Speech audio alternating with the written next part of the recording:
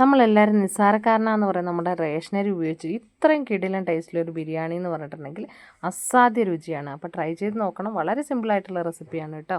അപ്പോൾ അതിന് വേണ്ടിയിട്ട് നമുക്ക് ആദ്യം തന്നെ 2 കോളിഫ്ലവർ പറിച്ചിട്ട് വരാം. അപ്പോൾ അതിന് വേണ്ടിയിട്ട് ഇവിടെ അത്യാവശ്യം നല്ല മഴ ഇടിയൊക്കെ കോളൊക്കെ വരുന്നുണ്ട്. മഴ പെയ്യുമ്പോഴത്തേക്കും നമുക്ക് നമ്മുടെ പറമ്പിൽ നിന്ന് തന്നെ കൃഷി ചെയ്തിട്ടുള്ള 2 കോളിഫ്ലവർ അങ്ങ് കട്ട് ചെയ്തിട്ട് വരാം കേട്ടോ.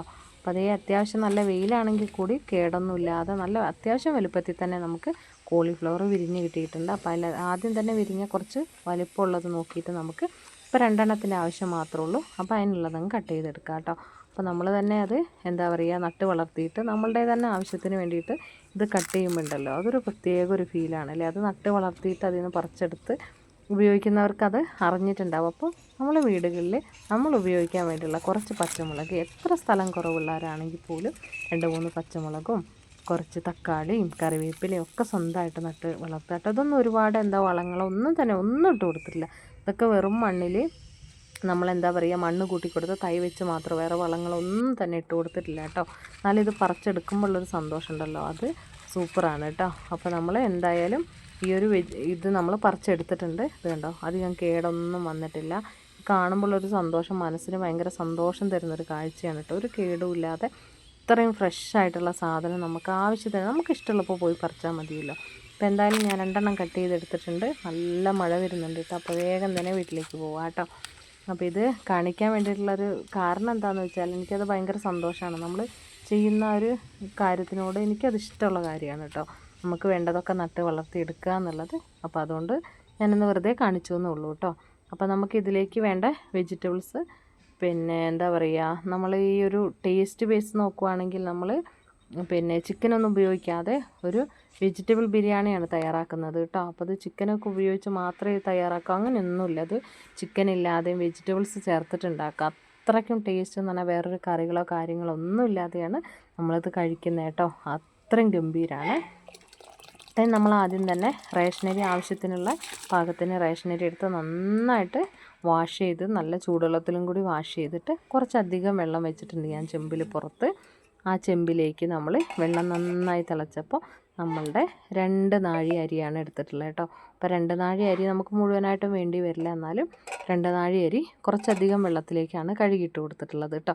പിന്നെ അടുത്തായിട്ട് നമ്മൾ കോളിഫ്ലവർ നമ്മൾ പറമ്പിൽ നിന്ന് പറിച്ചതാണെങ്കിൽ പോലും അത്യാവശ്യം ചൂടുവെള്ളത്തിൽ എന്തെങ്കിലും ജീവികളൊക്കെ ഉണ്ട് പോകാൻ വേണ്ടിയിട്ടൊന്ന് ചൂടുവെള്ളത്തിലിട്ട് വെച്ച്, പിന്നെ 2 തക്കാളി, ഒരു 2-3 ചെറിയ സവോള, ഒരു 5-6 പച്ചമുളകും, ഒരു ചെറിയ പീസ് ഇഞ്ചിയും, ഒരു പിടിയോളം കുഞ്ഞു വെളുത്തുള്ളിയും കൂടി എടുത്തിട്ടുണ്ട് കേട്ടോ. അപ്പോൾ ഇതൊക്കെ ഒന്ന് ക്ലീൻ ചെയ്തെടുക്കണം. പിന്നെ നമ്മൾ കുറച്ച് സോയാബീൻ പിന്നെ എന്താ പറയുക വെള്ളത്തിലിട്ട് വെച്ചിട്ടുണ്ട്. അപ്പോൾ അതൊക്കെ ഒന്ന് കുതിർന്ന് വരട്ടെ. ഇനിയിപ്പോൾ ഈ പച്ചക്കറികളൊക്കെ ഒന്ന് എന്താ പറയുക പാകപ്പെടുത്തി ഒന്ന് വൃത്തിയാക്കി എടുക്കണം കേട്ടോ. ഇതുകൊണ്ട് ഇതൊക്കെ ഒന്ന് കഴുകി ഇതുപോലെ ഞാൻ പാകത്തിന് വലുപ്പമായിട്ട് ഒന്ന് കഴുകി വൃത്തിയാക്കി എടുത്തിട്ടുണ്ട് കേട്ടോ. ഒക്കെ നമ്മളുടേതായ എന്താ പറയുക പറമ്പിൽ ഉണ്ടാക്കിയതാകുമ്പോൾ ഇതിനൊരു പ്രത്യേക ടേസ്റ്റാണ് കേട്ടോ. അടുത്തായിട്ട് ഇതൊന്ന് മാഗ്നേറ്റ് ചെയ്ത് വെക്കാം കേട്ടോ. അപ്പോൾ നമ്മളുടെ കോളിഫ്ലവർ എടുത്തതിലേക്ക് ആവശ്യത്തിന് ഉപ്പുപൊടിയും മഞ്ഞൾപ്പൊടിയും അതുപോലെ തന്നെ മുളക് പൊടിയും കൂടി ചേർത്തിട്ട് കൈ ഉപയോഗിച്ച് ഒന്ന് ജസ്റ്റ് ഒന്ന് തിരുമ്മി വെക്കുകയാണ് ആദ്യം ചെയ്യുന്നത് കേട്ടോ.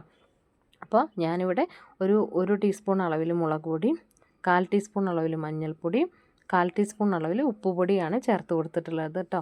ഇത്ര മാത്രം ചേർത്ത് കൊടുത്തിട്ട് കൈ ഉപയോഗിച്ചിട്ട് ഇതുപോലെ ഒന്ന് തിരുമ്മി വെക്കാം കേട്ടോ. അപ്പോൾ ഇതിലേക്ക് നമ്മുടെ കയ്യിൽ പൈനാപ്പിൾ പിന്നെ ഗ്രീൻ പീസ് ഒക്കെ ഉണ്ടെങ്കിൽ ഗ്രീൻ പീസൊക്കെ വെള്ളത്തിലിട്ട് വെക്കുന്നത്. ഇപ്പോൾ പെട്ടെന്നുള്ളൊരു ബിരിയാണി ആയതുകൊണ്ട് തന്നെ നമ്മൾ ഗ്രീൻ പീസൊന്നും വെള്ളത്തിലിട്ട് വെച്ചിട്ടില്ല കേട്ടോ. അപ്പോൾ നമ്മളുടെ കയ്യിൽ അവൈലബിൾ ആയിട്ടുള്ള ഇതിൽ ചേർക്കുന്ന കുറച്ച് വെജിറ്റബിൾസ് മാത്രമാണ് നമ്മൾ ഉൾപ്പെടുത്തിയിട്ടുള്ളൂ കേട്ടോ. അപ്പോൾ ഇത് ആദ്യം തന്നെ കോളിഫ്ലവർ നന്നായിട്ട് ഇതുപോലെ ഒന്ന് തിരുമ്മിയിട്ട് നമ്മൾ മാറ്റി വയ്ക്കുകയാണ് കേട്ടോ. അപ്പോൾ ഇതിലേക്കെല്ലാം ഉപ്പും എരിവൊക്കെ ഒന്ന് ജസ്റ്റ് ഒന്ന് പിടിച്ച് വരുമ്പോഴത്തേക്കും നമുക്കിത് ഒന്ന് ഫ്രൈ ചെയ്തെടുക്കാം കേട്ടോ. അപ്പോൾ നമ്മൾ കോളിഫ്ലവർ മാറ്റി വയ്ക്കുകയാണ്. ഇനി അടുത്തതായിട്ട് നമ്മളുടെ ഈ ഒരു സോയ ചങ്ക്സ് ഉണ്ടല്ലോ, അത് വെള്ളത്തിലിട്ടൊന്ന് കുതിരാനായിട്ട് വെച്ചിട്ടുണ്ടായിരുന്നതാണ്. ആ കുതിരാൻ വേണ്ടിയിട്ട് വെച്ചിട്ടുള്ള സോയ ചങ്ക്സും കൂടി ഒന്ന് കഴുകി വൃത്തിയാക്കി എടുത്തിട്ടുണ്ട്. പിന്നെ അതിലേക്ക് ആവശ്യത്തിനുള്ള ഉപ്പ് മുളക് പൊടിയും കൂടി ചേർത്ത് കൊടുത്തിട്ടുണ്ട്. പിന്നെ ഒരു അല്പം തന്നെ മഞ്ഞൾപ്പൊടിയും കൂടി ചേർക്കണം കേട്ടോ. ഈ ഒരു 3 പൊടീൻ്റെ ആവശ്യം മാത്രമേ ഉള്ളൂ. ഒരു 1/4 ടീസ്പൂൺ അളവിൽ മഞ്ഞൾപ്പൊടി, ഒരു 1/2 ടീസ്പൂൺ അളവിൽ മുളക് പൊടിയും 1/4 ടീസ്പൂൺ ഉപ്പും കൂടിയാണ് ചേർത്ത് കൊടുത്തിട്ടുള്ളത്. കാരണം ഓരോ ഇൻഗ്രീഡിയൻസിലും നമ്മളിത് ചേർക്കുന്നതുകൊണ്ട് തന്നെ ചെറിയ എമൗണ്ട് മാത്രം ചേർത്താൽ മതി. കൈ ഉപയോഗിച്ച് നന്നായിട്ട് തന്നെ ഒന്ന് എന്താ പറയുക തിരുമ്മി അതിലേക്ക് പിടിപ്പിക്കാം. തിരുമ്മി വെച്ചാൽ മതി. അത് നമുക്ക് കുറച്ച് കഴിയുമ്പോൾ ഫ്രൈ ചെയ്യാനാകുമ്പോഴത്തേക്ക് അതിലേക്ക് അത് പിടിച്ചോളൂ കേട്ടോ. അപ്പോൾ അത്യാവശ്യം ഇരുട്ടായതുകൊണ്ട് നമ്മൾ പുറത്ത് വിറകടുപ്പിൽ വെച്ചിട്ടാണ് പാചകം ചെയ്യുന്നത് കേട്ടോ. അപ്പോൾ അതേ നമ്മുടെ റേഷനരി ആയതുകൊണ്ട് തന്നെ ഇടയ്ക്കിടയ്ക്കൊന്ന് നോക്കണം, കാരണം ഇത് വെന്ത് പോയിട്ടുണ്ടെങ്കിൽ നമ്മുടെ ഈ ഒരു ബിരിയാണി റെഡിയായി കിട്ടില്ല കേട്ടോ. അത് ഞാൻ ആദ്യമേ പറയട്ടെ. ബിരിയാണിക്ക് വേണ്ടിയിട്ടുള്ള ഈ റേഷനരി നമ്മൾ കുക്ക് ചെയ്യുമ്പോൾ നല്ല കുറച്ചധികം വെള്ളത്തിൽ കുക്ക് ചെയ്യണം. പിന്നെ ഒത്തിരി വെന്ത് പോകാനായിട്ട് അത്യാവശ്യം ഒരു 3/4 ഭാഗം വേവാകുമ്പോൾ തന്നെ വറുത്തോളൂ കേട്ടോ. പിന്നെ നമ്മളുടെ സവോളയൊക്കെ അരിഞ്ഞെടുത്തിട്ടുണ്ട്. കുഞ്ഞ് 3-4 സവോളയാണ്, അത് ഫുള്ള് അരിഞ്ഞ് 2 തക്കാളി വട്ടത്തിൽ ഇതുപോലെയാണ് അരിഞ്ഞെടുത്തിട്ടുള്ളത് കേട്ടോ. പിന്നെ നമ്മൾ ഉപയോഗിക്കാൻ വേണ്ടിയിട്ടുള്ള മുളകിൻ്റെയൊക്കെ അളവൊക്കെ നിങ്ങൾ എടുക്കുന്ന അരിയിനനുസരിച്ച് കൂട്ടുകയും കുറയ്ക്കുകയൊക്കെ ചെയ്യുക. ഞാനിപ്പോൾ ഒരു 6-7 മുളക് എടുത്തിട്ടുണ്ട്. ആ എടുത്ത് വെച്ച 1 ഇഞ്ച് നീളത്തിലുള്ള ഇഞ്ചി, പിന്നെ 1 പിടി നമ്മളുടെ ഈ ഒരു വെളുത്തുള്ളി ഉണ്ടല്ലോ, വെളുത്തുള്ളിയും പച്ചമുളകും ഇഞ്ചിയും കൂടി ഞാൻ മിക്സീൻ്റെ ചെറിയ ജാറിലിട്ടിട്ട് ഒന്ന് അരച്ചെടുത്തിട്ടുണ്ട് കേട്ടോ. അരച്ചെടുത്തു. അപ്പോഴത്തേക്ക് ഇതേ നമ്മളുടെ ചോറ് ഇവിടെ റെഡി ആയിട്ടുണ്ട്. ചോറ് 2 നാഴി അരിയാണെങ്കിൽ അത്യാവശ്യം പിന്നെ ചോറുണ്ട് കേട്ടോ. അപ്പോൾ അത് ഞാൻ വേഗം തന്നെ ചോറൂറ്റിയിലേക്ക് അങ്ങ് ഇട്ടിട്ട് അല്പം തണുത്ത വെള്ളം കൂടി ഒഴിച്ചിട്ടുണ്ട്, വേവ് കൂടാതിരിക്കാനായിട്ട് കേട്ടോ. പിന്നെ അടുത്തായിട്ട് നമ്മളൊരു വലിയ പാൻ തന്നെയാണ്, ഞാൻ ഇൻഡാലിയത്തിൻ്റെ ഒരു ഉരുളിയാണ് വെച്ച് കൊടുത്തിട്ടുള്ളത്. ആ ഇൻഡാലിയത്തിൻ്റെ ഉരുളി വിറകടുപ്പിലേക്ക് വെച്ച് കൊടുത്തിട്ട് ഒരല്പം ഓയിലാണ് ഒഴിച്ച് കൊടുത്തത് കേട്ടോ. സൺഫ്ലവർ ഓയിൽ ഉപയോഗിക്കാം നിങ്ങൾക്ക്. അപ്പോൾ ആ ഓയിൽ ഒഴിച്ച് കൊടുത്തിട്ട് അതിലേക്ക് ആദ്യം തന്നെ നമ്മൾ തിരുമ്മി മാറ്റി വെച്ചിരിക്കുന്ന നമ്മളുടെ ഈ ഒരു കോളിഫ്ലവറാണ് ഇട്ട് കൊടുത്തിട്ടുള്ളത് കേട്ടോ. അപ്പോൾ കോളിഫ്ലവർ ഒന്ന് ഇതിനകത്ത് ഇട്ടിട്ടൊന്ന് ഫ്രൈ ചെയ്തെടുക്കണം കേട്ടോ. ഫ്രൈ ചെയ്യാൻ വേണ്ടിയിട്ട് ഇതിൽ എന്താ പറയുക, പൊടിയൊക്കെ കോട്ട് ചെയ്തിട്ട് അങ്ങനെ എടുക്കേണ്ട ആവശ്യമൊന്നുമില്ല കേട്ടോ. മൈദപ്പൊടിയോ അല്ലെങ്കിൽ കോൺഫ്ലവറോ ഒന്നും തന്നെ കോട്ട് ചെയ്തിട്ട് ഫ്രൈ ചെയ്യേണ്ട ഒരു ആവശ്യമില്ല. നമ്മൾ മുളക് പൊടി, മഞ്ഞൾപ്പൊടി, നമ്മൾ വീട്ടിലുള്ള സാധാരണ നമ്മളെല്ലാ വീടുകളിലുള്ള ഇൻഗ്രീഡിയൻസ് വെച്ചിട്ട് ഉണ്ടാക്കുന്നത് എന്താണെന്ന് വെച്ചാൽ എല്ലാവർക്കും ഉണ്ടാക്കി നോക്കാൻ വേണ്ടിയിട്ടാണ് കേട്ടോ. അപ്പോൾ ഇതേ നമ്മളുടെ ഈ ഒരു എണ്ണയിൽ കിടന്നിട്ട് ഈ ഒരു ഓയിലിൽ കിടന്നിട്ട് നന്നായിട്ട് ഇതൊന്ന് ഇളക്കി കൊടുത്താൽ മതി. ഇൻഡാലിയത്തിൻ്റെ കുരുളിയാണ് യൂസ് ചെയ്യുന്നതെങ്കിൽ, അല്പം കട്ടിയുള്ള പാത്രമാണെങ്കിൽ ഒരു കരിഞ്ഞ് പിടിക്കുകയൊന്നുമില്ല, നമുക്ക് പെട്ടെന്ന് ആയി കിട്ടുകയും ചെയ്യും കേട്ടോ. അതാണ് ഇതിൻ്റെ പ്രത്യേകത. ഉരുളിയും വളരെ നല്ലതാണ് കേട്ടോ. അപ്പോൾ ഇതേ നല്ലോണം മുരിഞ്ഞ് വന്നിട്ടുണ്ട്. ഒത്തിരി അങ്ങ് കരിഞ്ഞിതാവാൻ നിൽക്കരുത്. ഈ ഒരു ഇതായി കഴിഞ്ഞപ്പോൾ തന്നെ നമ്മളതെല്ലാം കോരിയെടുത്തു. എന്നിട്ട് അതേ എണ്ണയിലേക്ക് തന്നെയാണ് നമ്മൾ നന്നായിട്ട് മസാലയൊക്കെ തിരുമ്മി മാറ്റി വെച്ചിരിക്കുന്ന നമ്മളുടെ സോയ ചങ്ക്സും കൂടി ഒന്ന് എടുത്തിട്ട് ഫ്രൈ ചെയ്തെടുക്കുവാണ് കേട്ടോ. അപ്പോൾ നമ്മൾ ഇട്ടുമ്പോൾ തന്നെ ഇതുണ്ടോ, എണ്ണ അങ്ങോട്ട് അതിൽ നന്നായിട്ട് അങ്ങ് എണ്ണ പിടിക്കും. പിന്നെ അത് കുറച്ച് നേരം അങ്ങനെ അതിൽ കിടന്ന് ഇങ്ങനെ എന്താ പറയുക ഫ്രൈ ആയി വരും തോറും ഇതിൻ്റെ ഉള്ളിലേക്ക് അത് വലിച്ചെടുത്തുള്ള എണ്ണ മുഴുവൻ പുറത്ത് വന്ന് നന്നായിട്ട് തന്നെ ഫ്രൈ ആയി കിട്ടും കേട്ടോ. പെട്ടെന്നാവും കേട്ടോ. ഈ ഒരു ഉരുളി ആയതുകൊണ്ട് തന്നെ അടി കരിയൊന്നും ചെയ്യില്ല, വേഗം തന്നെ ആയി കിട്ടും. അപ്പോൾ അത് അത്യാവശ്യം നമ്മളുടെ സോയ ചങ്ക്സ് ഒക്കെ ഒന്ന് മൂത്ത് വന്നിട്ടുണ്ട്. അപ്പോൾ ഈ ഒരു ഇത് മതി കേട്ടോ. പിന്നെ നമ്മൾ ഇതും എണ്ണയിൽ നിന്ന് കോരി മാറ്റി വയ്ക്കാം. ഇത് വളരെ പെട്ടെന്ന് ഉണ്ടാക്കാം, കുട്ടികൾക്ക് ഒരുപാട് ഇഷ്ടപ്പെടുകയും ചെയ്യും കേട്ടോ. പിന്നെ നോൺ വെജ് കഴിക്കാത്ത ആളുകൾക്ക് വളരെ എന്താ പറയുക അത്യാവശ്യമാണ് ഉണ്ടായി നോക്കേണ്ട, അത്രയും ഗംഭീര രുചിയാണ്. നിങ്ങൾക്ക് അറിഞ്ഞേ പറ്റുള്ളൂ ഇതിൻ്റെ ടേസ്റ്റ് കേട്ടോ. അപ്പോൾ നോൺ വെജ് വേണ്ടവർക്ക് നോൺ വെജിൽ ചെയ്യുക. ഇത് നോൺ വെജ് ഇല്ലാതെയും ഇത്രയും രുചികരമായിട്ട് ഇത് കഴിക്കുക എന്നുള്ളതാണ് കേട്ടോ. അപ്പോൾ ഞാൻ അതേ ഉരുളി തന്നെ സോയ ചങ്ക്സ് വറുത്തതിന് ശേഷം ഒന്ന് തേച്ച് കഴുകി കൊണ്ടുവന്നിട്ടുണ്ട്. പിന്നെ അതിലേക്ക് പിന്നെ നമ്മൾ ചേർത്ത് 2 ടീസ്പൂൺ അളവിൽ നെയ്യാണ് കേട്ടോ. അപ്പോൾ നെയ്യിലേക്ക് ഒരു 3-4 ഏലക്കായും 2 ചെറിയ പീസ് പട്ടയും കുറച്ച് എന്താ പറയുക ഗ്രാമ്പൂവും കൂടി ഇട്ടിട്ട് അതൊന്ന് മൂപ്പിച്ചിട്ടുണ്ട് കേട്ടോ.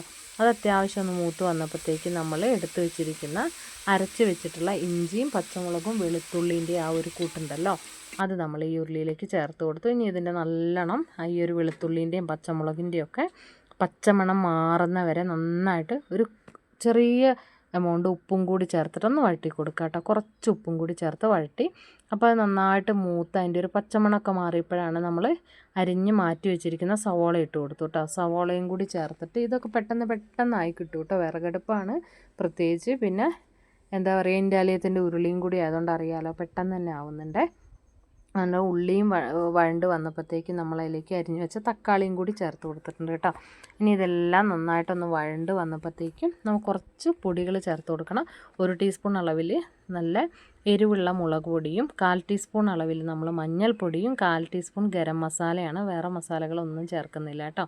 അപ്പോൾ അത്രയും കൂടി ചേർത്ത് കൊടുത്തിട്ട് അതിൻ്റെ പച്ചമണം മാറുന്ന വരെ ആ എണ്ണയിലിട്ടിട്ട് പൊടികളൊന്ന് ഫ്രൈ ചെയ്യുകയാണ് ചെയ്യുന്നത് കേട്ടോ. അപ്പോൾ അതേ നമ്മൾ പൊടികളൊക്കെ ഒന്ന് മൂത്ത് നല്ല ഇതിൽ വന്നിട്ടുണ്ട് കേട്ടോ.